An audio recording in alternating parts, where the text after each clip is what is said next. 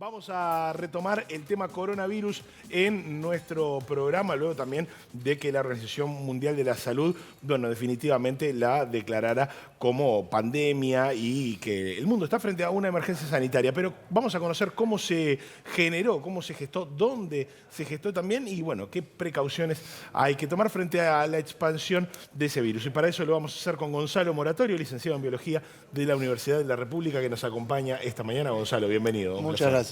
Muchas gracias. Muy bien. ¿Qué distingue a este tipo de virus de otros que se han dado a conocer no hace no tanto tiempo? Bueno, principalmente, si ustedes recuerdan, a principios de los años 2000, en el 2002, el SARS, si le llama la atención, que era el síndrome respiratorio severo y agudo, es de la misma familia. Luego, después del 2010, por el 2012, 2013, el SARS creo que fue en 2003, sale el MERS, que es el síndrome respiratorio del Oriente Medio.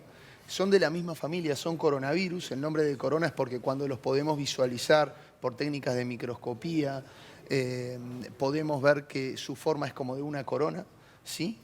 La parte de la partícula viral con sus proteínas, que son las que de alguna manera van a lidiar con los receptores. Y hay muchas diferencias. Primero, que este virus ya se sabe que puede transmitirse antes del periodo de enfermedad, o sea, durante el periodo de incubación.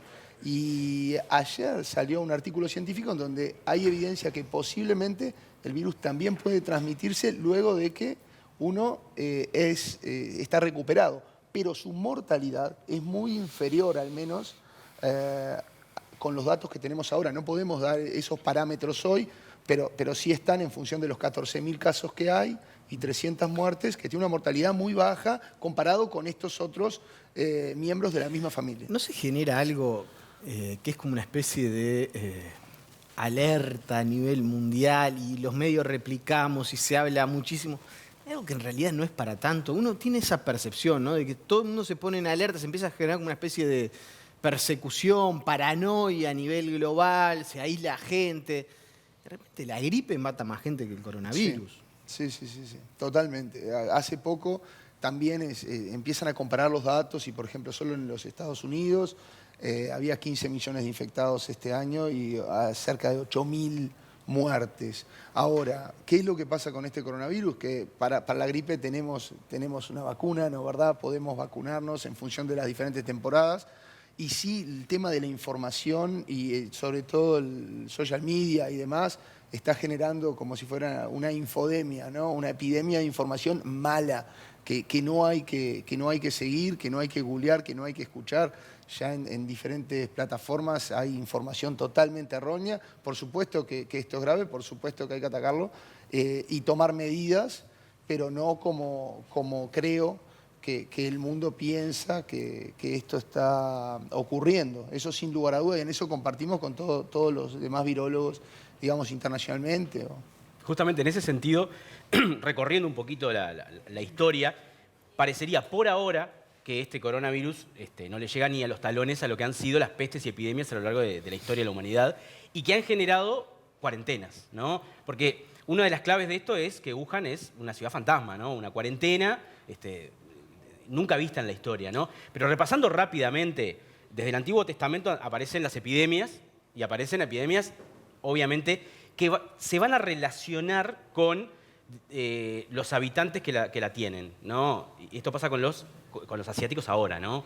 Oh, cuidado, es un asiático, tiene coronavirus, ¿no? Eso pasó a lo largo de toda la historia, lamentablemente, y siempre se relacionó con un grupo particular.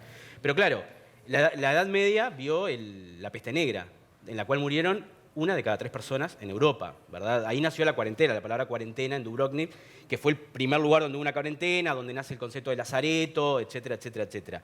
Después nos venimos a Estados Unidos con la fiebre tifoidea y la fiebre amarilla. Hay una historia que aparece en las canciones irlandesas de Mary Malone, que es una mujer que estuvo 25 años en cuarentena, ¿tá? Cuando llegamos a 1918, lo que decía Nico, la gripe española, 100 millones de muertos de gripe. Entonces parece como muy raro que la OMS, ante el golpe del balde, pandemia.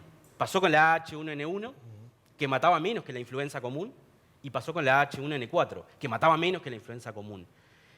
¿Cuáles son los parámetros de la OMS? ¿Que ellos tienen una gráfica que dicen, bueno, esto puede suceder a lo largo de no sé, un año?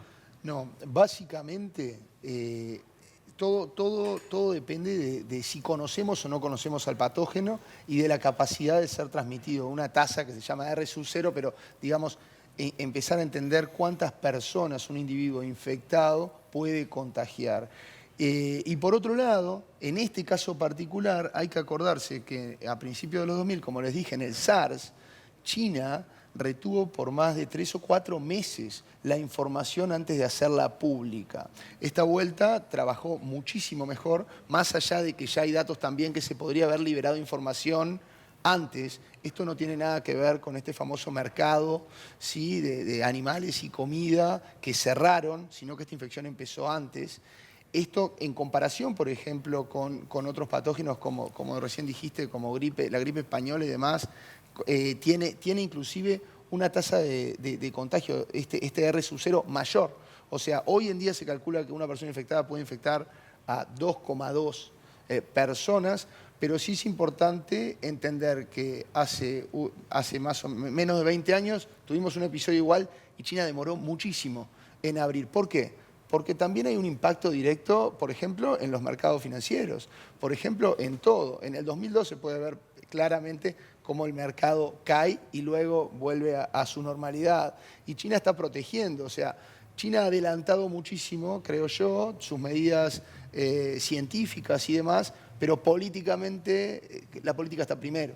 Y estas cosas, bueno, creo yo que la OMS quiso decir, ahora estamos en alerta, liberar la información es muy buena porque nos permite, una vez que tenemos la información del virus, nos permite a todos hacer un método diagnóstico. Ya tenemos un método diagnóstico.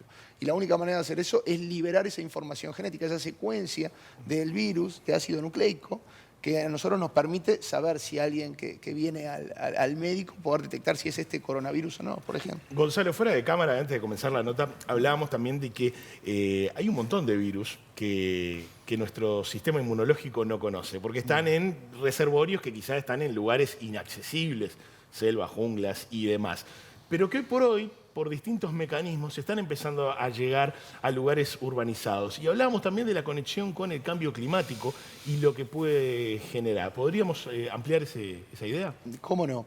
Básicamente hay 4 o 5 factores que explican lo que es la emergencia de los virus. Estos son virus emergentes, en este caso emergente o reemergente. El Zika era reemergente, ya lo conocíamos, y vuelve a reemerger con diferentes características. Pero hoy en día, lo que es el cambio climático, ya nada más piensen en lo que eran las poblaciones de mosquitos para todos esos virus que son transmitidos por mosquitos. Antes, digamos, la zona en donde los mosquitos podían realmente colonizar y vivirse era bien ecuatorial. Hoy ya llegan prácticamente a todo continente, sur y norte. Entonces, junto al vector siguen los virus. Por otro lado, es importante pensar que hace tan solo 200 años en el planeta éramos solo 1.000 millones de personas. Hoy somos más de 7.000. Si uno ve esta gráfica, es exponencial el crecimiento. Y esa movida demográfica hace que nosotros deforestemos, por ejemplo, y contaminemos. Y tanto la deforestación, la contaminación, el cambio climático, el crecimiento exponencial de la población, ¿sí?, sumado a la globalización, porque si piensan que por día todas las personas que se suben en un avión, tenemos más de 1 millón de personas volando por día, conectándose, y que en menos de 24 horas uno está en cualquier ciudad del mundo. A eso ponele la evolución microbiana, que evolucionan mucho más rápido como eje de todos estos factores. Solo conocemos el 1% de los virus que están en zonas inhóspitas y en reservorios, y esto va a ser cada vez más frecuente. Ahí hay un factor que vos mencionabas. A mí me parece que mucha gente, no sé, yo Jacinto Vera mirando Buen Día Uruguay, digo, ¿qué me importa el coronavirus? No me va a llegar, es en China. ¿Existe riesgo de contacto, aparición de casos en el Uruguay? Más allá de si es más potente o menos potente que la gripe, si es más peligroso o menos peligroso, pero ¿el riesgo de expansión está latente? El riesgo de expansión siempre existe. O sea, ¿no nos deberíamos sorprender si aparece un caso en Uruguay? La sorpresa nos la damos porque realmente nosotros estamos muy aislados como país.